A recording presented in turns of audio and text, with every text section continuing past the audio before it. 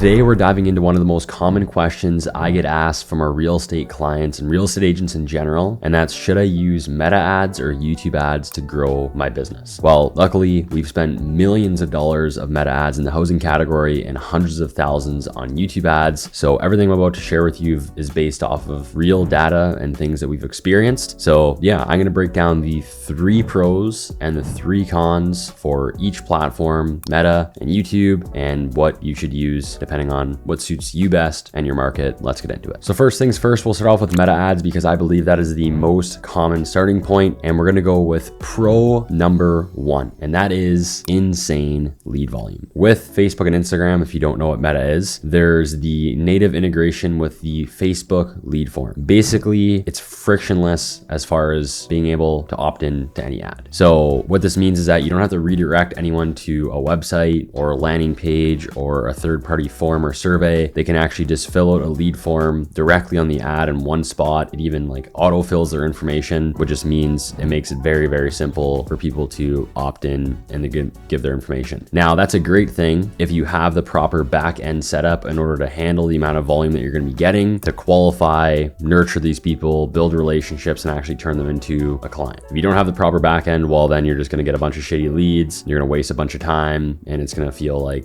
nothing's working essentially. So that's pro number 1 if you have the proper back-end and you actually know what you're doing. But overall, you can get an insane amount of lead volume and in return, obviously get a bunch of new business from it. Meta pro number 2 is there's no need to be on camera. Now, this is great for the agents out there who do not feel comfortable on camera, do not want to be on camera whatsoever. You don't need to be. With Meta, we've ran countless amount of image ads and have still gotten absolutely insane results from doing so. So it's not necessary for you to be on camera when it comes to running ads on Meta in the real estate space. Would it obviously drastically help in a lot of other areas like the quality, the volume, building your brand, people knowing who you are? Yes, but that's not what I'm going to talk about. The pro for this is that you technically don't need to be on camera to get results with advertising on Meta. That's obviously awesome. So you can do graphic designing, create these images using AI on Canva, ChatGPT, Midjourney. So there's no need for you to actually be on camera. You can still get phenomenal results. Meta pro number 3 is it is a very quick feedback loop. And what I mean by that is that you get data instantly. We check ad accounts by the day because that's how quick they fluctuate and that's how fast you can see if what you're running is actually working. And with the data coming in fast means you can make very, very quick pivots. You can let something run for 3-4 days with the correct budget, look at the metrics and know right away if it's going to work or if it's not going to work, and then switch to something else. Whereas with YouTube, it's like more like 14 days. You kind of have to wait 14 days to see if something's working or it's not working, depending on the budget, obviously, but anywhere from like $20 to $40 a day, you still should end up waiting 14 days. So with this, it's perfect for A/B testing different creatives. Like I said, you can get the data very quick, so you can change and split test fast. You can know if something's working basically in a day. Now I'm going to get into the cons of using Meta. And Meta con number 1 is bad lead quality. So tying into the pro where you can get a lot of lead volume, that can result in a lot of terrible leads coming in. With using the instant form and having basically no friction to opt in, they'll get a lot of tire kickers. People just want to look at images, wrong names, emails, numbers. So the lead quality is terrible if you don't know what you're doing, if you don't know how to filter through people, if you don't have a team, if you don't have the proper back end, then you're just going to be dealing with a lot of shitty leads. Metacon number 2 is the limited targeting. So being in the real estate niche, you have to select the housing category in the ad set level of building out your campaign, which restricts you from changing the age of the people you target, the demographic. You reduce to a maximum 15 or minimum 15 mile radius. That's as low as you can go. So no demographic targeting, no interest targeting, makes it a lot harder for you to actually find your ideal client. Good thing the Meta algorithm is absolutely cracked and it's insane. It'll place your ad in front of the right people if you give it enough time. But overall, you're obviously very, very restricted when it comes to the actual targeting that you can do. Metacon number 3 is the ad fatigue,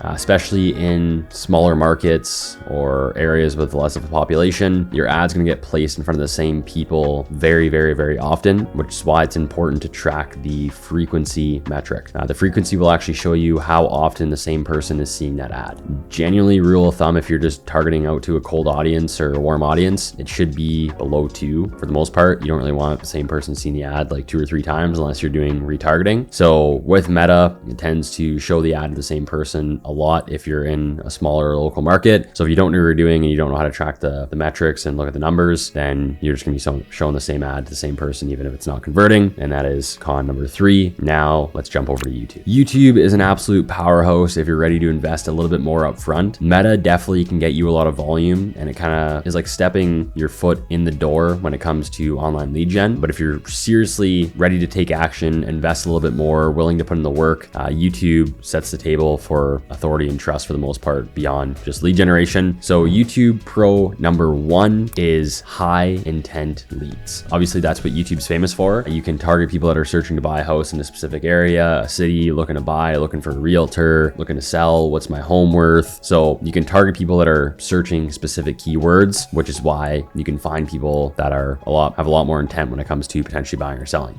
You're not interrupting them, you're actually helping them. So with Meta advertising, it's very interruption based. People are scrolling, watching funny videos, seeing what their friends posted, they're scrolling on Marketplace, and all of a sudden, boom, you interrupt them with your ad, and hopefully you're trying to stop the scroll, which is why the hook is, the most important when it comes to targeting a cold audience on Meta. But overall, YouTube, high intent leads, we consistently see a higher appointment ratio. So for every 10 leads, usually we get around 2 to 3 of those people turning into an appointment or a really, really good conversation. Whereas Meta, who knows, very hit or miss. You can get a lot of people, but the lead to appointment percentage might not always be there. YouTube Pro number 2 is long form storytelling. And the reason why this is a pro is because you can actually now position yourself as the expert and more of an authority figure, because you're able to talk a lot longer and produce more of a video. So it makes people trust you before they even click and go and do anything else and go to the landing page or fill out a survey, fill out a form. And it's the closest thing to a sales conversation without actually being live or in person with them. So I think that's a really, really good pro with YouTube, is just you're able to actually do long form storytelling, build more trust, look as more of an expert in the area. So that's a big, big pro to me. YouTube Pro number 3 is longevity. Ads and videos on YouTube live way, way longer than they ever would on Meta. A YouTube ad that you've been running for 2-3 months can still be producing absolutely insane results, where that's very rare when it comes to the Meta side of things. You very rarely have an ad on Meta that's just running for like a month, 2 months, 3 months. That's basically unheard of for the most part. A lot of the stuff that we do, we're refreshing every 14 days or at least every single month. So yeah, you can keep generating leads months later, especially if paired with organic on YouTube.